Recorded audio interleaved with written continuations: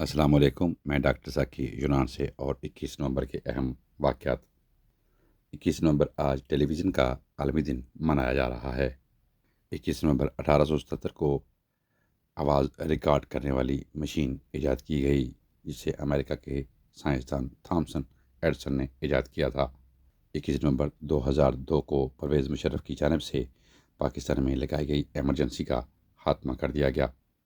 21 نومبر 2002 کو ظفر اللہ خان جمالی پاکستان کے 14ویں وزیر اعظم مقرر ہوئے۔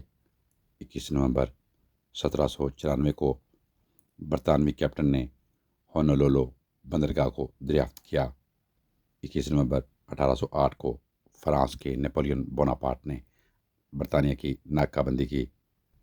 21 نومبر 1962 میں ہند چین کے درمیان جنگ بند کر دی گئی۔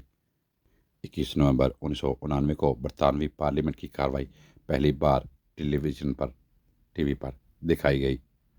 21 نومبر 1995 کو اسرائیلی وزیر اعظم اتجاک رابن کے قتل کے بعد نگران وزیر اعظم شمعون پیرز نے نئی حکومت قائم کی۔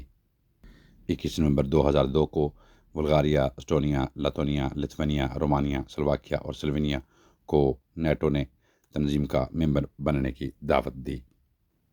21 نومبر 2012 کو بمبئی کے دہشت گردانہ حملے میں پاکستانی جس کو دہشت گرد اجمل قصاب کو دہشت گرد کو قصوروار ٹھہرایا گیا اور یرودہ جیل میں پھانسی دے دی گئی۔